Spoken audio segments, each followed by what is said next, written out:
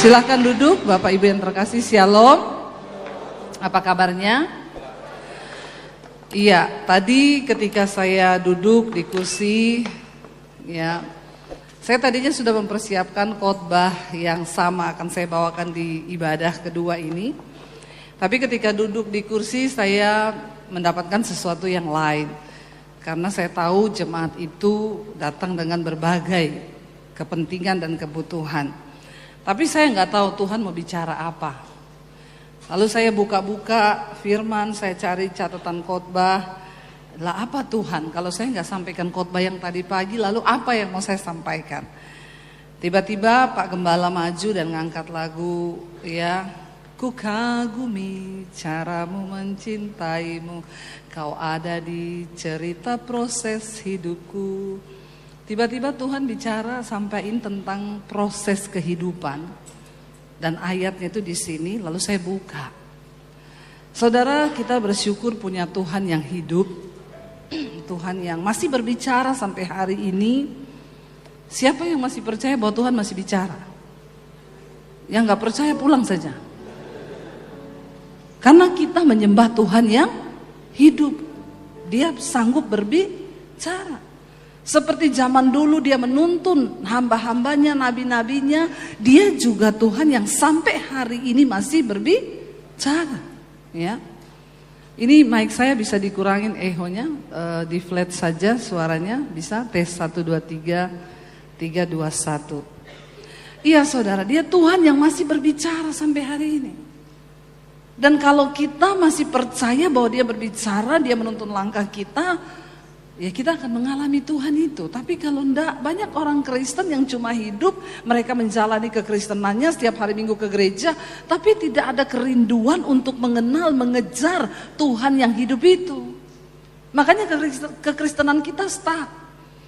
Sering kali kita berdoa, dalam doa berkat yang selalu saya ucapkan kalau di pelayanan saya, kalau saya dapat kesempatan doa berkat, saya selalu berkata begini, Tuhan, ya, biarlah sampai pada akhirnya Engkau datang kembali, nama kami tercatat di dalam kitab kehidupan. Tapi hari-hari ini Tuhan memberikan pemahaman kepada saya, saudara, ternyata tidak semua orang Kristen itu namanya tercatat di dalam kitab kehidupan. Tidak semua. Walaupun agamamu Kristen, walaupun kau pelayanan, namamu tuh belum tentu ada di dalam kitab kehidupan. Lalu saya mulai bertanya kepada Tuhan, siapa yang namanya itu akan tercatat dalam kitab kehidupan? Ya mereka adalah orang-orang yang berjalan bersama Tuhan dan menjalani setiap proses kehidupan mereka bersama dengan Tuhan, dan mereka menang sampai di garis akhir, nama mereka lah yang akan tercatat di dalam kitab kehidupan. Orang-orang yang tidak berjalan dalam proses Tuhan dan tidak menyelesaikan pertandingan imannya dengan baik, sorry, namanya tidak ada di kitab kehidupan. Nah, hari ini penting bagi kita untuk ya mengetahui Tuhan, bagaimana kami ini berjalan dalam proses kehidupan kami bersama dengan Tuhan. Karena saya percaya semua orang yang hidup pasti akan mengalami yang namanya proses kehidupan. Nggak ada yang tidak, saudara. Setiap kita. Saya mendengar kesaksian dari Pak Gembala, saya percaya juga jemaat sudah mendengar semuanya ya. Tadi kita bercerita di ruang ya dalam. Saudara, saya sangat terberkati bagaimana ya Bapak Gembala saudara mengalami satu proses kehidupan yang begitu luar biasa. Dan kami berbincang, seringkali saudara hamba Tuhan itu dituntut harus terus tampil sempurna. Kita hamba Tuhan dipikirkan dia hamba Tuhan. Seringkali kita lupa bahwa pendeta juga manusia. Punya rasa, punya hati. Jangan samakan dengan pisau belati. Ya toh? Saya dan saudara sama. Kita juga punya rasa takut. Kita juga punya rasa khawatir. Kita juga bisa dilanda perasaan depresi. Kita pun bisa dilanda seperti hal-halnya hamba-hamba Tuhan lain di dalam Alkitab yang tercatat. Ya, tetapi bedanya mungkin ya di dalam cara bagaimana kita bisa mengelola, mempraktekkan firman itu dalam hidup kita. Ya, saya tadi tanya sama Pak Gembala, Pak, terus apa yang membuat Bapak bisa pulih? Ya, salah satu jawaban dari Pak Gembala adalah ya di dalam keterpurukan saya terus berusaha untuk terus melayani Tuhan dalam segala keterbatasan. Karena itu adalah sebuah tanggung jawab. Dan Bapak terus berusaha untuk melakukan itu sekalipun kalau ngomong kadang lupa, kalau khotbah dicatat saudara. 13 lembar. Ya, kalah Bapak sama suami saya. Suami saya baru belajar khotbah loh, tapi enggak 13 lembar catatannya. Tapi saudara kita enggak ada satupun kan yang tahu apa yang dialami. Tapi proses kehidupan tuh harus kita jalani. Dan di dalam proses itu saya percaya setelah ini akan ada hal-hal baru yang luar biasa yang akan Tuhan semakin bukakan buat gereja di tempat ini, amin. Ya, tapi berbahagialah orang yang mau diproses dengan Tuhan. Kita baca bersama yuk, Ayub pasal 23. Ayub pasal 23 ayat yang ke-10 mulai. Ayub berkata begini saudara, Ayub pasal 23 ayat yang ke-10 ya. Ayub 23 ayat yang ke-10 di sana firman Tuhan berkata begini, baca 1, 2, 3. Karena ia tahu jalan hidupku. Seandainya ia menguji aku akan timbul seperti emas. Saudara, jalan hidup kita ini Tuhan sudah tahu. Tuhan tahu jalan hidup kita. Dan memang seharusnya setiap kita yang percaya pada Tuhan, kita ini harus terus membangun hubungan dengan Tuhan karena Tuhan yang pegang dan mengatur semua jalan hidup kita. Tapi banyak orang Kristen tuh berani loh lepas dari Tuhan, nggak dekat dengan Tuhan, dan bahkan dia bikin jalan-jalan baru. Jangan bikin jalan baru, sebab Tuhan tahu jalan hidup kita. Saudara, bukan PU Bina Marga yang bisa bikin jalan baru, ndak usah. Kita cuma tinggal mengikuti nih jalannya Tuhan. Dia tahu jalan hidupku.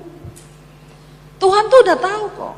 Cuma bedanya Tuhan sama manusia memang ya beda tipis. Tuhan maha tahu, manusia sok.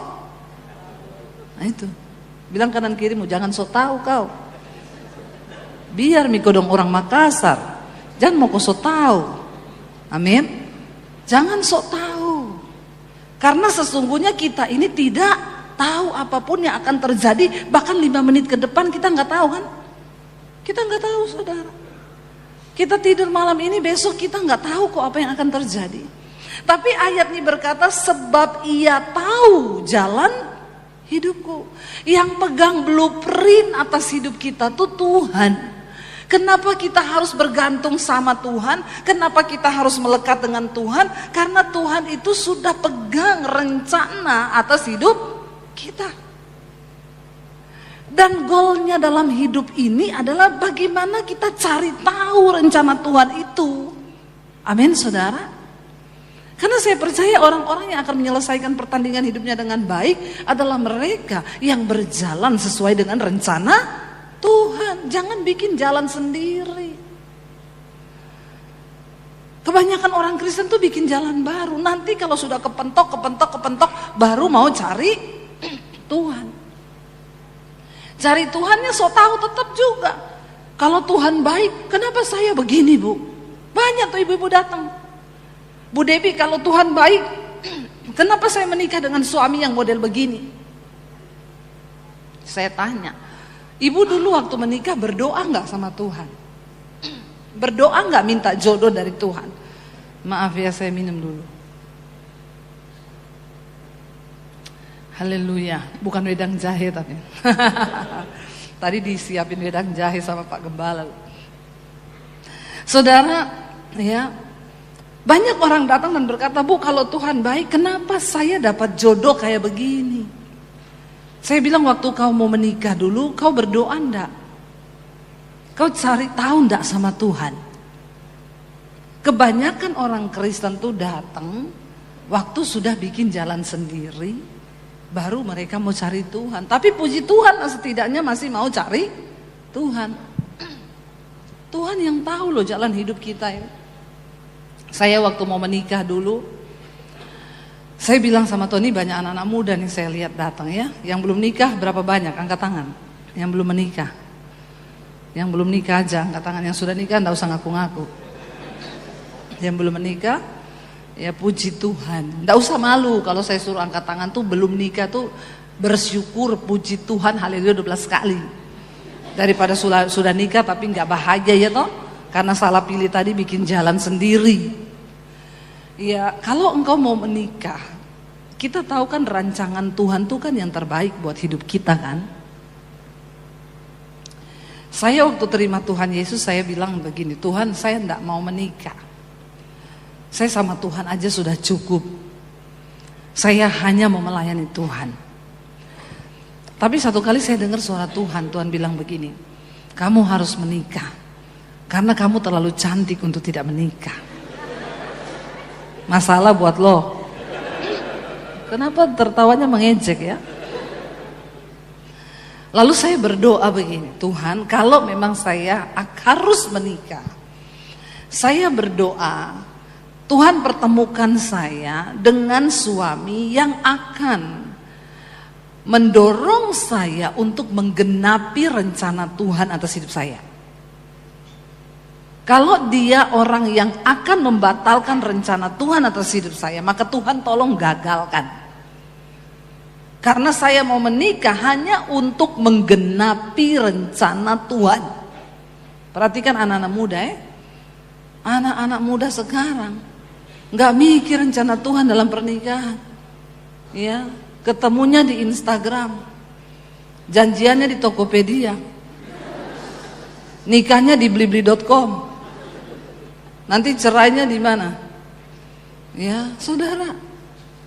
Orang-orang sekarang itu nggak peduli loh dengan jalan Tuhan, nggak peduli dengan rencana Tuhan. Mereka menikah aja, pokoknya jatuh cinta, ketemu, sorry. Hidup kita ini akan berbahagia waktu kita berjalan di dalam rencana Tuhan. Waktu kau keluar dari rencana Tuhan, habis saudara. Tuhan yang pegang blueprintnya. Kita ini tujuannya adalah mencapai rencana Tuhan. Saudara kalau punya Google Map toh?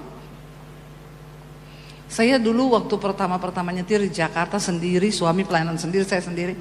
Saya pelayanan kemana-mana pakai Google Map. Saya dengerin suaranya karena saya sambil nyetir saya taruh aja kan. Dia bilang di depan ada jalan bercabang. Tetap di kiri di jalan bercabang. Saya tetap di kiri. Nanti di depan ada perempatan, belok kiri, 500 meter belok kiri. Ya. 300 meter belok kanan. Saya dengerin baik-baik itu supaya saya sampai pada tujuan saya. Pernah saya salah setting. Pakai Google Map, alamatnya bener, tapi settingannya buat orang naik motor. Padahal saya naik mobil. Saya tembus di belakang-belakang rumahnya orang, di sawah-sawah, di kebun, naik mobil lagi. Kaget saya, ada orang cuci piring, dapurnya orang ini. Saya telepon suami saya, aku kok ditembus di belakang-belakang rumah orang, jalannya sempit. Saya tanya, Bu, ini jalan mau ke arah sana. Ibu kenapa sampai di sini? Ibu naik mobil, tidak ada orang naik mobil di sini. Terus saya bilang, tapi saya ngikuti Google Map. Suami saya bilang, coba kamu lihat settingannya, di situ kan ada settingan jalan kaki, naik motor, naik mobil. Saya lihat, yang untuk naik motor. Saya tanya sama ibunya, Bu, saya tapi bisa tembus nggak? Ya bisa. Kalau putar balik nggak bisa masuk got. Terus kalau saya terus aja pelan-pelan ya nabrak kandang ayamnya orang itu kau pasti. Saya tuh stres saudara. Tapi saya jalani aja. Yang pertama saudara, saya nyetir dengan ketakutan, bikin ribet hidupnya orang lain. Karena saya tembus belakang-belakang dapurnya orang, saya mau lewat ember-embernya digeserin dulu. Bu, kenapa sih lewat sini? Semua bingung, saya pun bingung. Tapi gak bisa putar balik, harus dijalani itu jalan. Tembus sih ke jalan besar, tapi waktunya lebih lama. Yang harusnya cuma setengah jam, jadi 1,5 jam. Begitu itu kalau kau bikin jalan sendiri. Salah setting hidupmu. Tidurmu terlalu miring kayak racun. Ya. Nah terus apa yang akan menjadi petunjuk jalan hidup kita untuk mencapai rencana Tuhan itu? Baca firman Tuhan. Makanya Tuhan berpesan kepada Yosua, perkatakanlah, ya, renungkanlah siang dan malam supaya perjalananmu itu berhasil dan beruntung. Karena rancangan Tuhan bagi kita itu keberhasilan dan keberuntungan. Banyak orang kelihatan berhasil tapi tidak beruntung. Ya saudara, banyak orang tokonya rame ya bu, rame toko saya, buka terus sampai malam. Waktu dihitung tidak untung, tapi kelihatannya berhasil. Banyak orang kelihatan berhasil, lulus S1, S2, S3, S21 kayak Samsung. Berhasil hidupnya, tapi tidak beruntung. Kita ini akan menjalani hidup yang berhasil dan beruntung waktu kita ngikuti arahan firman Tuhan. Ikuti aja saudara. Karena dia tahu jalan hidupku, kata Ayub. Seandainya ia menguji aku, maka aku akan timbul seperti emas. Tuhan itu maha tahu, dia maha melihat. Kau bisa bohong terhadap suamimu, suami bisa bohong terhadap istrinya, tapi ingat Tuhan maha tahu. Ayub berkata begini, kakiku tetap mengikuti jejaknya, aku menuruti jalannya dan tidak menyimpang. Apa yang harus kita lakukan dalam hidup ini? Jangan bikin jalan baru, ikuti jejaknya Tuhan. Artinya apa? Ngikuti firman Tuhan. Kalau Alkitab berkata hidup kudus, maka kita harus hidup kudus. Jangan aneh-aneh, anak-anak muda. Disuruh Tuhan hidup kudus, jangan kau berlaku yang tidak kudus.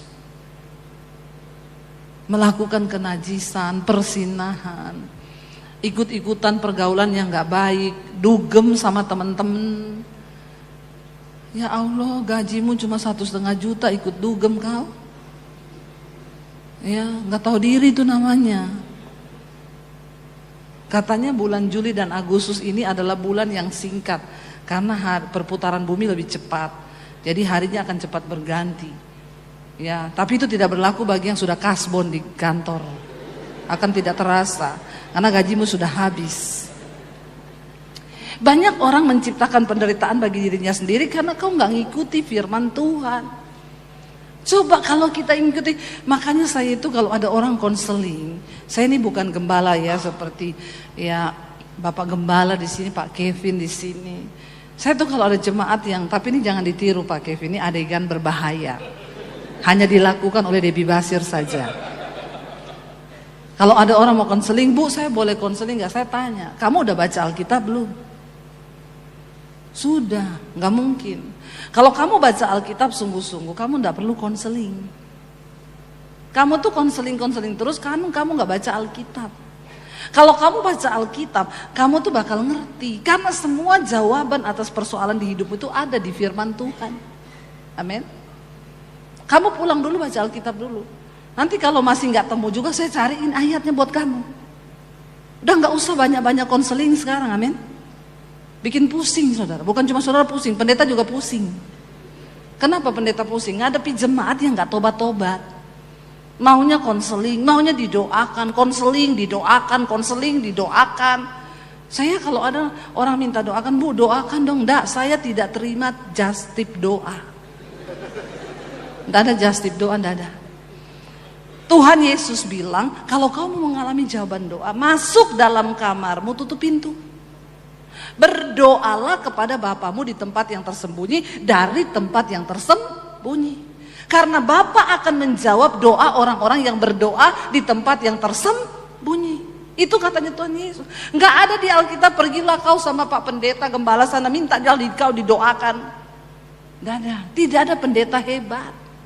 Yang ada tuh Tuhan yang hebat dengan imanmu yang hebat. Amin. Amin saudara, saya begitu.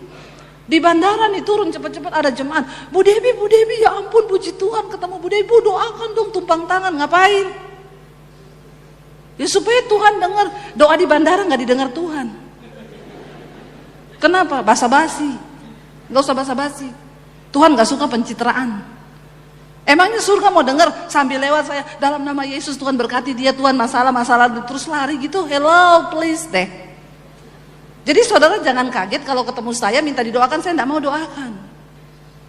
Bukannya saya pendeta yang, itu pendeta kok gak mau doakan. Tidak usah basa-basi, karena Tuhan maha tahu. Bukan berarti waktu saya doakan kau terus Tuhan dengar. Emang siapa saya? Apalagi cuma sambil lewat di bandara gitu, jatuhnya kita gak menghormati Tuhan. Saya bilang sama ibu itu, ibu pulang saja ke rumah, masuk kamar, mau tutup pintu, nangis sama Tuhan. Itu doa yang didengar.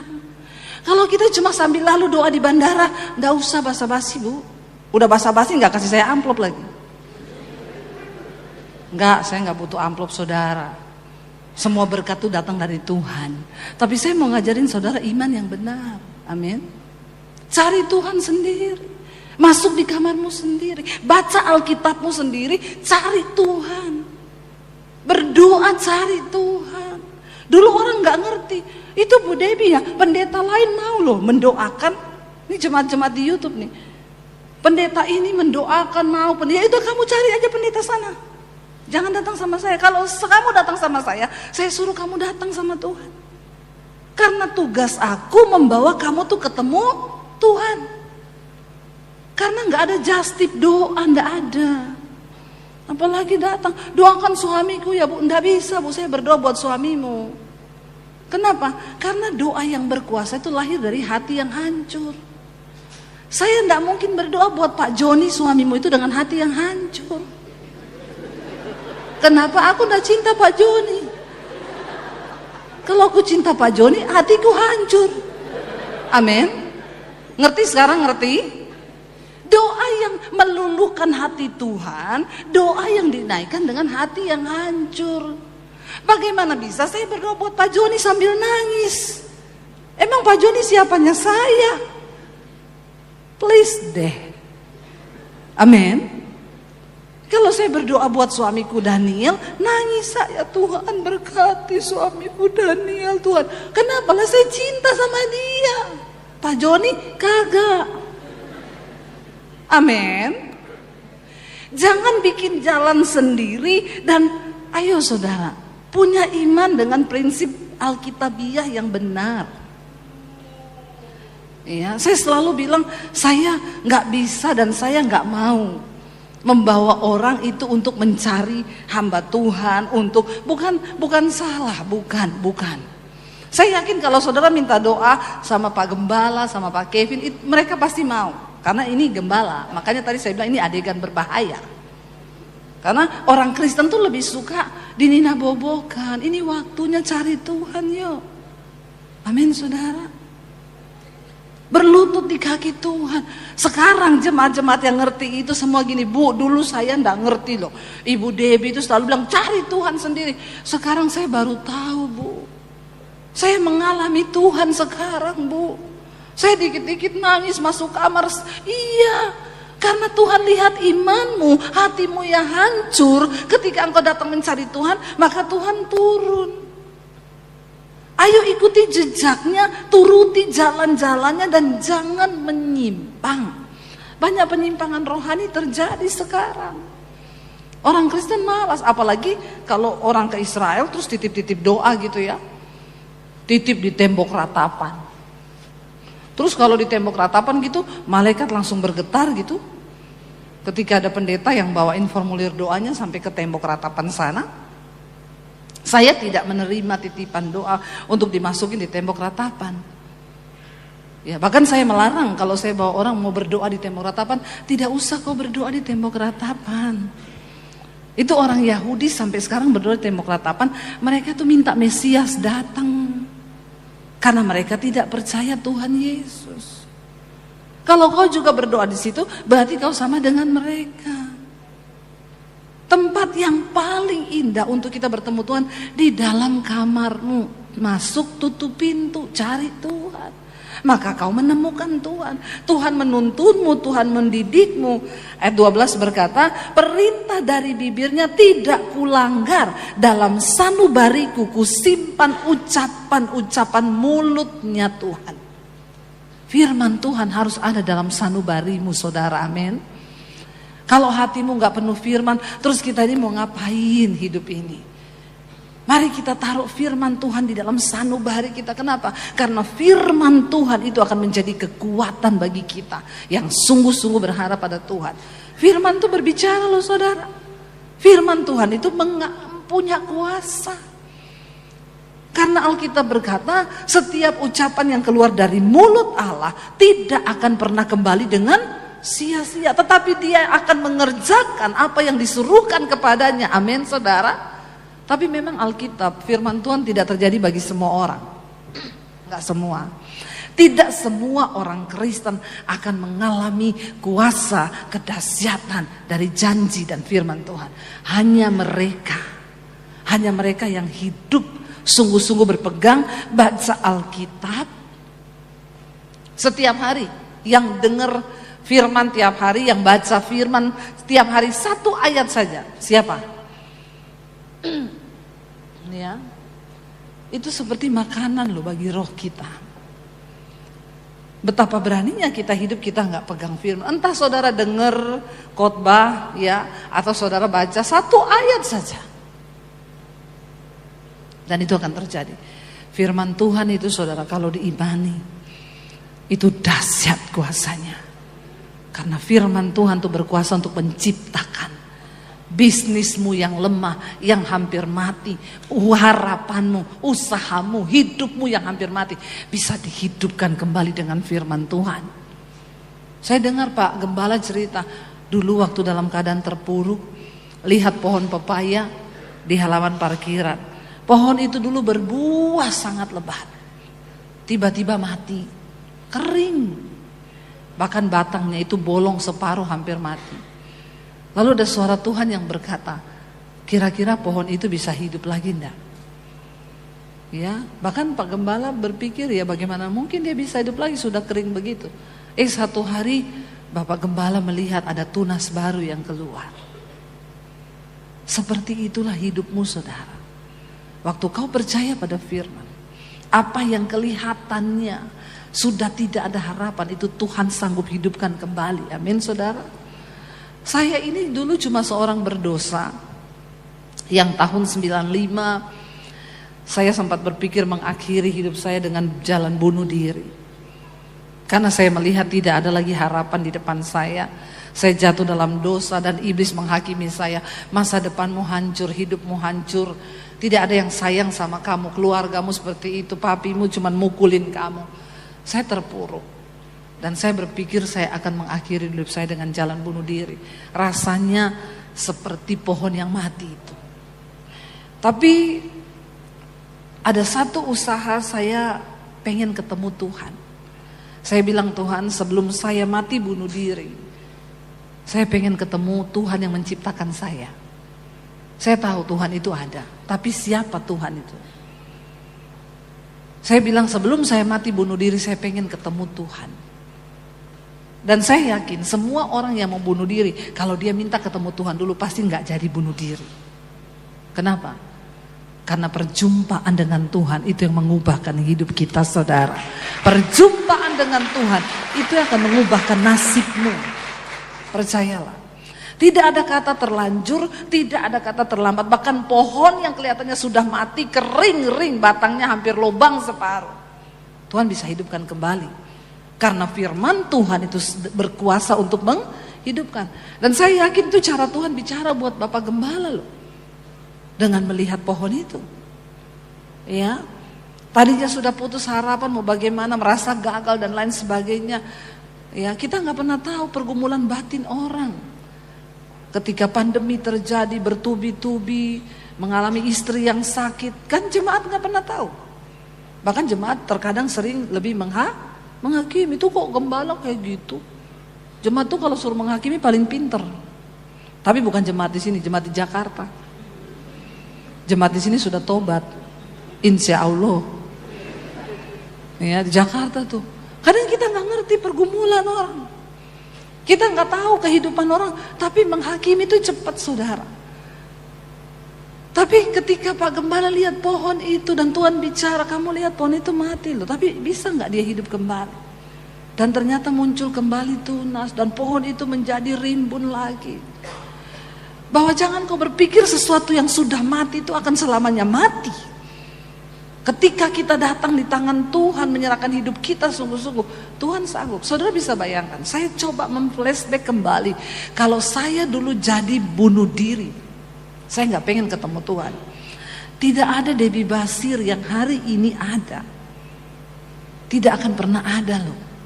Karena iblis akan terus berusaha untuk menggagalkan rencana Tuhan terjadi atas hidup kita. Ingat, di dalam hidup ini rencana Tuhan tuh yang terbaik. Tapi bukan cuma rencana Tuhan yang ada di hidup kita. Ada rencana Tuhan yang pertama yang terbaik. Yang kedua ada rencana kita sendiri. Benar gak saudara? Yang bisa mengacaukan rencana Tuhan. Yang ketiga ada yang namanya rancangan iblis. Nah kita harus peka membedakan antara rencana Tuhan, rencanaku dan rencana setan. Kebanyakan orang Kristen tuh masuk dalam rencananya sendiri, bahkan banyak yang masuk dalam rencana setan. Saya kemarin ngobrol-ngobrol sama Pak Kevin tentang bagaimana maraknya perceraian terjadi di kalangan Kristen. Saya bilang ya memang sih di Alkitab dikatakan apa yang dipersatukan Tuhan tidak dapat diceraikan manusia. Karena memang orang kalau yang satukan Tuhan gak mungkin cerai. Saya bilang sama Pak Kevin, masalahnya banyak sekarang jemaat tuh yang satukan bukan Tuhan, setan, syaiton. Ngerti gak kalau disatukan syaiton? Bener loh, saya layani nih. Suami istri mau cerai, tiap hari pukul-pukulan, dua-dua narkoba, suaminya narkoba, istrinya suruh pakai juga narkoba, berantem ribut tiap hari mau cerai. Yang duluan saya tanya waktu ketemu kalian ini dulu ketemunya di mana? Di tempat dugem istri saya Elsie dulu. Saya pelanggannya. Yang ketemu kan syaitan toh. Tapi karena sudah terlanjur melakukan hubungan seks, hamil duluan, akhirnya menikah. Tapi bangun keluarganya dalam rancangan syaiton. Ini loh yang harus kita cegah di kalangan orang Kristen. Ayo datang sama Tuhan anak-anak muda. Bangun dulu kehidupan yang intim dengan Tuhan. Ya jangan keburu-buru pengen menikah. Apalagi anak-anak muda itu, makanya saya larang ini kalau belum umur 20 enggak usah pacaran, kau buang pulsa, buang tenaga, buang pikiran, stres, lalu bunuh diri. Kemarin saya lihat berita, anak 16 tahun siswi bunuh diri di kosnya, gantung diri, hamil 3 bulan, pacarnya enggak mau tanggung jawab. Rancangan setan semua yang terjadi. Orang itu kalau enggak nurut sama Tuhan, ya nurutnya sama siapa? Syaitan toh. Jangan saudara. Ayo kita kembali pada rencana Tuhan. Perintah dari bibirnya tidak kulanggar. Berusaha untuk ikuti firman Tuhan. Tiap hari bergaul dengan firman. Ini sudah akhir zaman loh. Kita ini mau berjalan kemana? Alkitab berkata di depanmu itu cuma ada 2 jalan. Jalan berkat, jalan kutuk. Kematian dan kehidupan. Tapi kau bebas boleh memilih.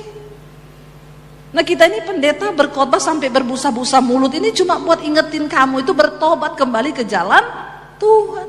Tapi kalau nggak didengar juga ya silakan. Ingat kisah orang kaya dan Lazarus, dua-dua mati. Orang kaya mati, Lazarus pengemis mati. Tapi bedanya Lazarus masuk surga, orang kaya masuk neraka disiksa. Bukan berarti yang miskin lebih kudus, yang kaya nggak kudus. Orang miskin yang tidak kudus juga banyak. Cuma ini hanya memberi perumpamaan. Lalu Lazarus, orang kaya bilang sama malaikat, tolong dong, aku mau pulang ke bumi. Untuk apa? Mengingatkan keluargaku, supaya mereka itu jangan hidup sama seperti aku. Supaya kalau mereka mati, mereka tidak menderita di sini. Lalu malaikat bilang apa? Di dunia itu sudah banyak hamba-hamba Tuhan yang mengingatkan mereka. Kalau orang yang hidup saja tidak mereka dengar, apalagi orang yang mati. Jadi kau nggak usah repot-repot dari dunia orang mati, mau turun ke dunia orang hidup, mau kasih tahu kebenaran. Sedangkan pendeta aja yang hidup itu ngasih tahu mereka nggak mau dengar. Saudara, akan ada penyesalan dan kertakan gigi di dalam neraka yang tidak akan pernah ada habisnya selama masih ada waktu bertobat. Amin. Ayo sungguh-sungguh dengarkan firman Tuhan. ngikuti petunjuk-petunjuk Tuhan. Kita ini nggak tahu matinya kapan loh. Jangan tunggu kiamat, masih lama kiamat, Tuhan nggak datang-datang. Yang namanya kematian itu kiamat kecil, bisa datang kapan saja. Saya cerita baru dapat kabar kemarin ponakan saya meninggal, nggak sakit, nggak apa, tidur malam pagi-pagi udah nggak bangun, ditemukan meninggal sudah di kamarnya. Siapa yang tahu? Ada orang yang udah sakit-sakitan, sekarat di rumah sakit, nggak mati-mati loh. Ini yang nggak ada apa-apa mati, saudara, mati. Sekarang kan anak-anak muda lagi gencar-gencarnya tuh tiap hari makan telur 5, nah, dada ayam 500 gram. Protein semua, hindari yang kalori-kalori ya, supaya apa? Umur panjang. Bahkan olahraga itu 1 jam kata coach terkenal. Dengan Anda berolahraga 1 jam menambah umurmu 5 menit. Dia tidak tahu ada atlet gym mati di tempat gym belum 40 tahun. Mati di tempat gym ketiban alat gym. Padahal dia sudah olahraga berapa puluh tahun. Harusnya kan umurnya tambah tuh 5 menit kali berapa itu. Kau hidup sehat bagus, kau olahraga bagus, kau jaga makan bagus, tapi itu tidak memperpanjang umurmu. Itu cuma untuk kau hidup sehat. Umur tetap di tangan Tuhan. Mau minum vitamin apapun, mau minum vitamin apa, bagus saudara. Di Jakarta orang-orang kaya itu saya tanya, ibu vitaminnya berapa? 27. Ada orang minum vitamin sampai 20 lebih. Itu buat apa bu? Buat kuku 1, buat mata 1, buat rambut 1, buat pendengaran 1, buat ini 1. Tapi memang awet muda banget itu oma. Udah umur 70, saya lihat kinclong banget dia. Minum vitamin 20 butir sehari lebih. Saya bilang, bu nggak bahaya tak? Oh saya dulu kan dokter bu, saya tahu. Makanya kalian kalau ketemu oma-oma di Jakarta jangan bingung. Dia umur 60 masih kayak umur 35. Nggak heran juga ada oma-oma di Jakarta 60 selingkuh. Karena kebanyakan vitamin itu tadi. Ya, kebanyakan minum vitamin dia. Ya, makanya ada oma-oma datang sama saya, bu doakan saya ya, saya jatuh. Oma kalau jalan hati-hati di kamar mandi licin, apalagi musim hujan. Bukan itu bu, jatuhnya lah apa? Saya selingkuh bu. Oma selingkuh? Yang pertama saya tanya, oma minum vitamin apa? Umur 60 itu harusnya udah jaga-jaga loh, sebentar lagi di absen. Ya enggak? Lo bener kok. Kalau sudah menginjak di atas 50, 60, 70 apalagi, itu kan sudah mendekati waktu-waktu di absen toh. Harusnya mendekatkan diri sama Tuhan. Oma selingkuh umur 60. Saya tanya, kenapa oma bisa selingkuh? Jadi saya ini kerjaannya jaga cucu ibu pendeta. Satu saat cucu saya tanya, oma punya Facebook enggak? Enggak, sini saya bikinin oma Facebook. Ini kadang cucu-cucu menyesatkan oma juga. Hati-hati nih, iblis bisa memakai cucu juga. Oma dibikinin akun Facebook. Terus cucunya tanya, oma mau invite teman. Oma ada ingat teman-teman lama enggak?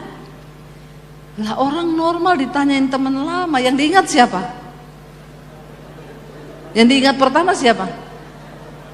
Mantan toh? Masih normal juga kau ya? Ingat-ingat mantan. Iya, oma ingat mantan saudara, umur 60, bayangkan ini soalnya CLBK ya, cinta lama belum kelar. Oma kasih tahu nama mantannya saudara, dicari sama cucunya. Oma ini enggak, oma lihat-lihat, iya kayaknya bener itu mukanya. Saya enggak mungkin lupa.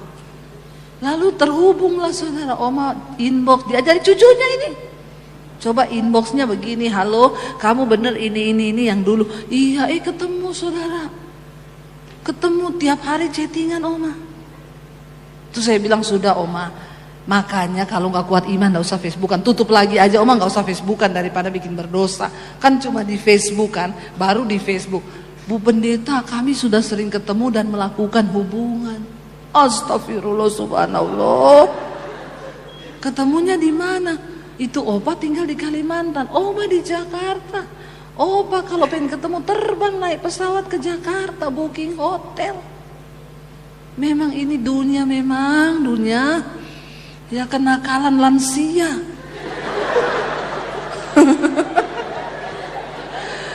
Bukan kenakalan remaja loh, kenakalan lansia. Astagfirullah saudara.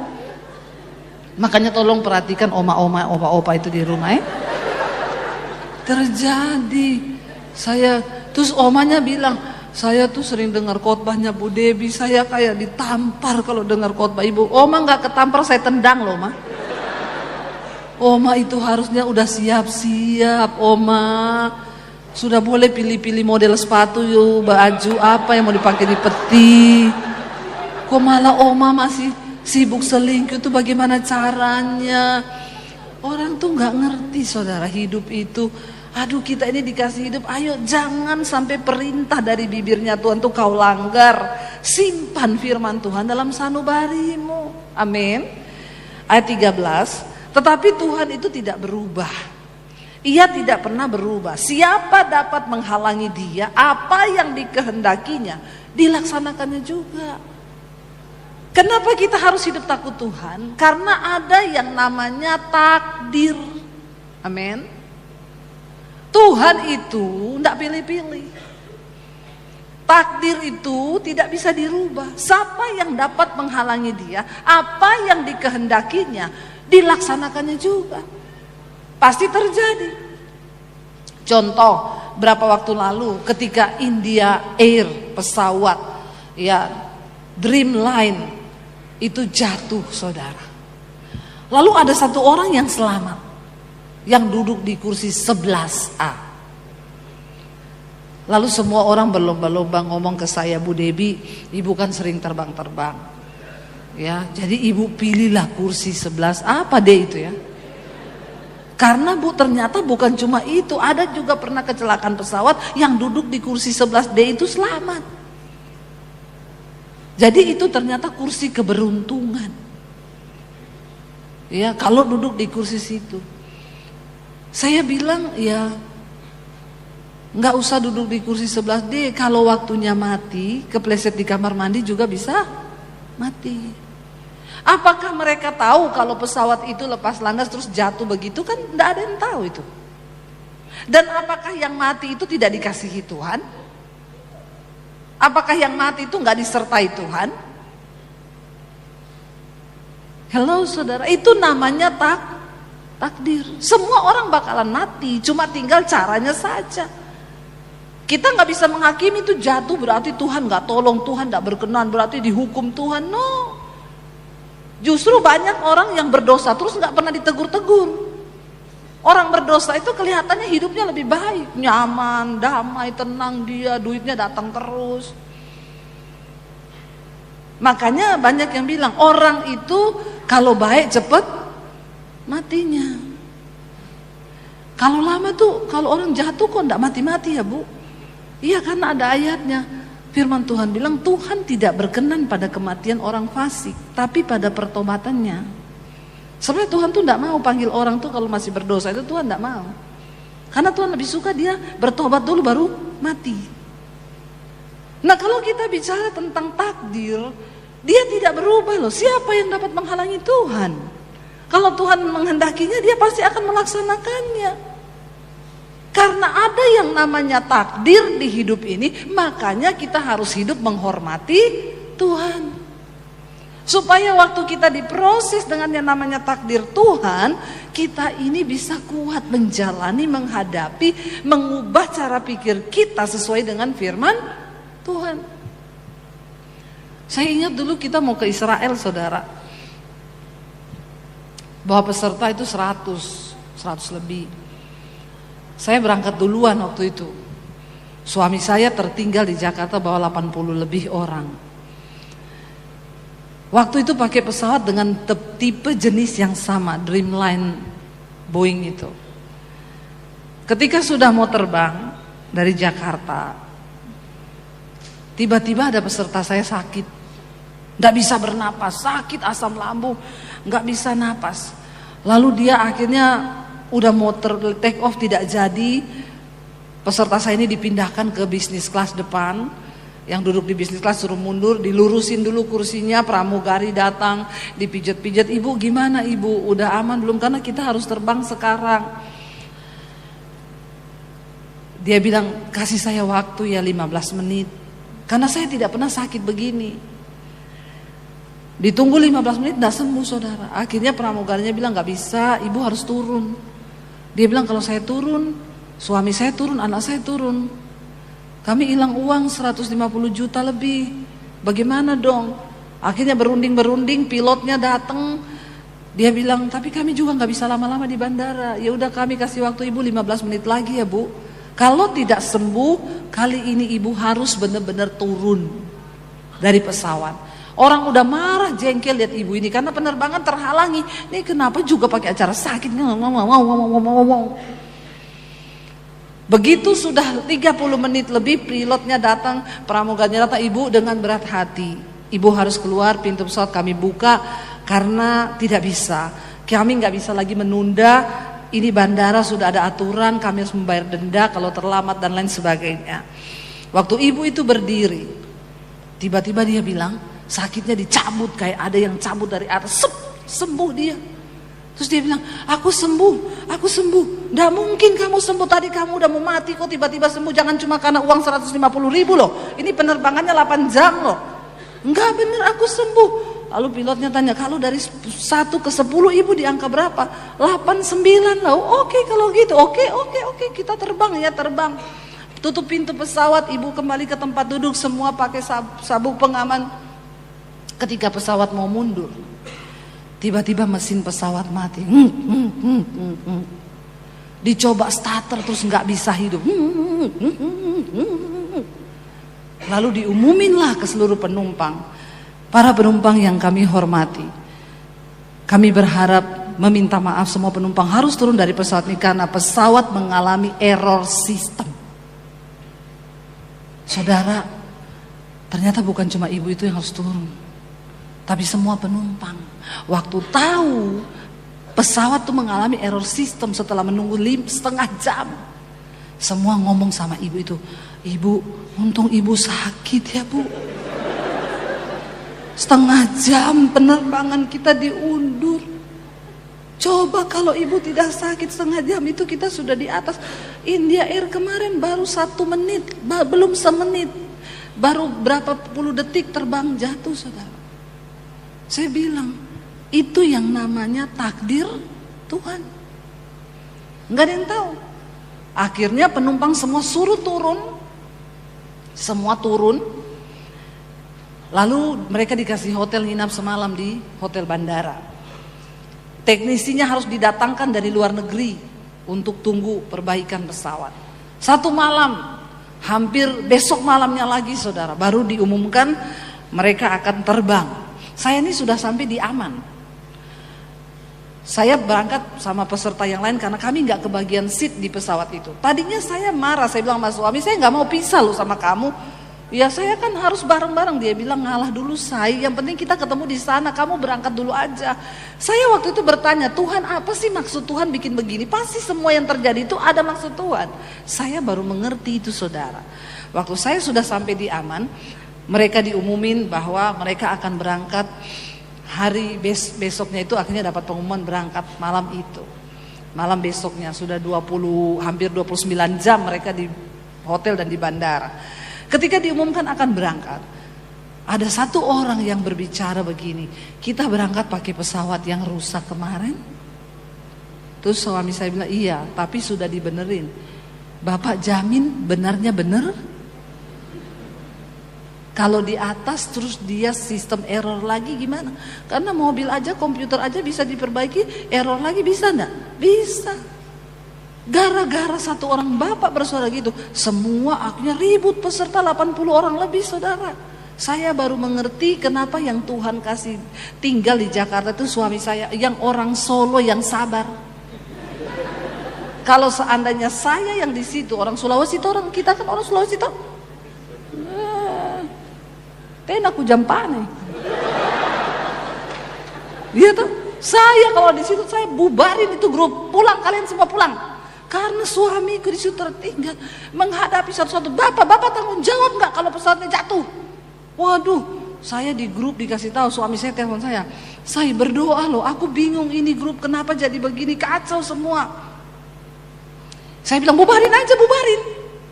Karena saya juga stres, suami saya mau berangkat di situ dengan 3 orang anak saya. Saya juga takut. Kalau ada apa-apa, masa saya jadi janda sendiri? Nggak ada anak lagi. Wah, tertekan saudara. Ya. Lalu suami saya bilang gini, kamu bikin aja satu kata, satu kalimat pendek, kirim di grup itu satu kata-kata kekuatan aja biar mereka ini tenang. Ini menenangkan bangsa ini luar biasa saudara. Ini belum bangsa Israel yang dibawa banyak begitu, cuma begini stres loh. Akhirnya saya syuting video singkat saudara. Kalau kalian memang mau mati, dari kemarin kalian sudah mati. Itu pesawat sudah terbang setengah jam sebelum sakit itu ibu. Tuhan itu sudah pakai ibu itu untuk dia sakit. Dia gak pernah sakit begitu. Karena Tuhan mau menghindari kalian dari kerusakan pesawat.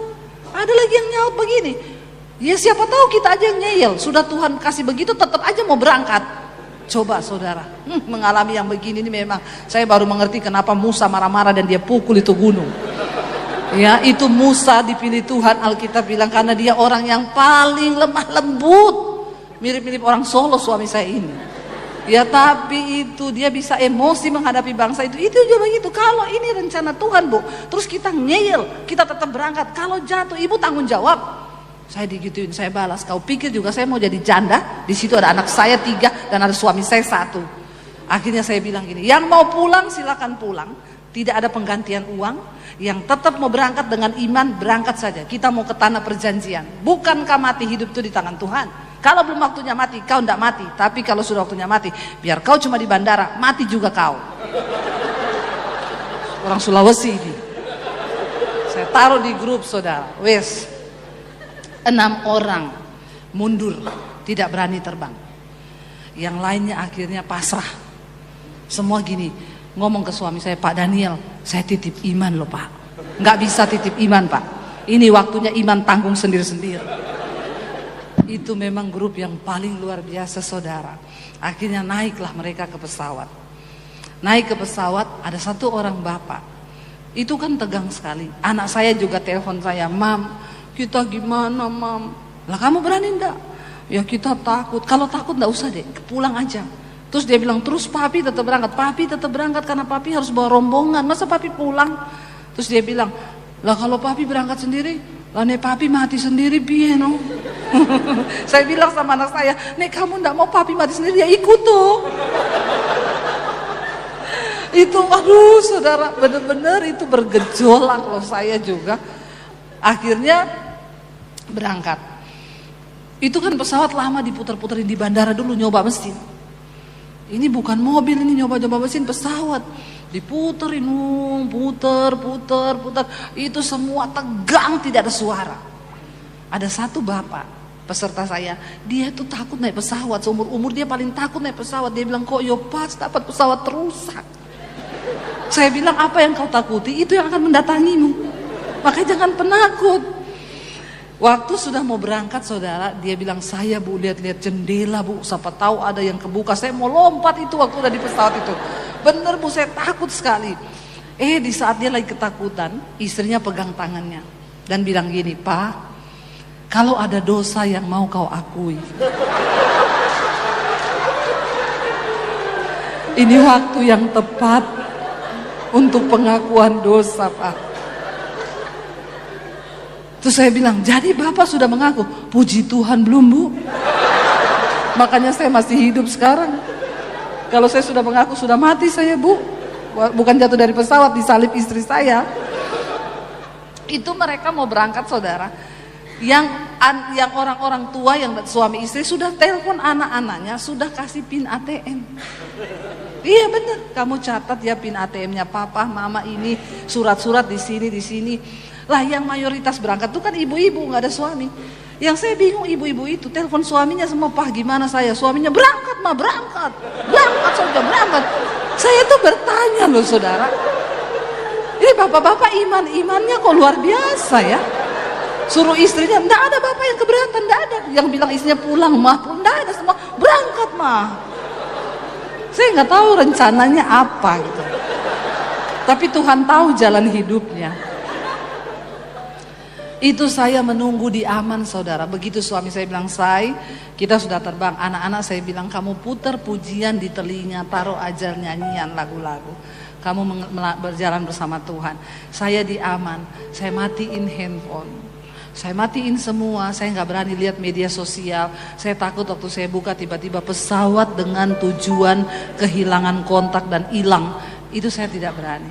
Saya cuma berdoa, saya bilang, Tuhan, apapun yang terjadi engkau tetap baik. Sampai saya sudah berpikir begini, kalau suamiku benar-benar mati dan anak-anakku tiga-tiganya mati dalam kecelakaan pesawat itu, saya mau pergi di sekolah misi saya di Bandungan, saya mau hidup sendiri di sana, saya akan tetap melayani Tuhan. Saya nangis di situ memuji Tuhan, saya nangis terus memuji Tuhan. Karena takdir itu kita nggak bisa rubah. Yang namanya takdir itu kita nggak bisa ganti, kematian. Makanya Ayub berkata, ayat yang terakhir kita akan baca di sini dikatakan, ayat 14 dikatakan sana, karena ia akan menyelesaikan apa yang ditetapkan atasku. Dan banyak lagi hal yang serupa itu dimaksudkannya. Semua rencana Tuhan atas hidup kita akan diselesaikan, saudara. Bagian kita hanya mengalir dengan Tuhan. Ayat 15 Ayub berkata, itulah sebabnya hatiku gemetar menghadapi dia. Kalau semuanya itu kubayangkan, maka aku ketakutan terhadap dia. Pada akhirnya kita hanya belajar hidup takut akan Tuhan. Karena sekuat apapun kita berusaha mengubah jalan hidup kita, ada yang namanya takdir Tuhan yang tidak bisa kita rubah. Apapun itu bagian kita yang Tuhan tunggu, kita menang sampai di garis akhir. Amin, saudara. Dan biarlah kita mau sungguh-sungguh tetap percaya sama Tuhan. Walaupun kita tidak mengerti jalannya, tapi biar kita mengalir bersama dengan Tuhan. Kita terus percaya pada rencana Tuhan sampai proses hidup kita selesai dan kita bisa menghadap Tuhan. Walaupun kita tidak mengerti, tapi kita tetap percaya sama Tuhan. Bangkit berdiri bersama, saudara.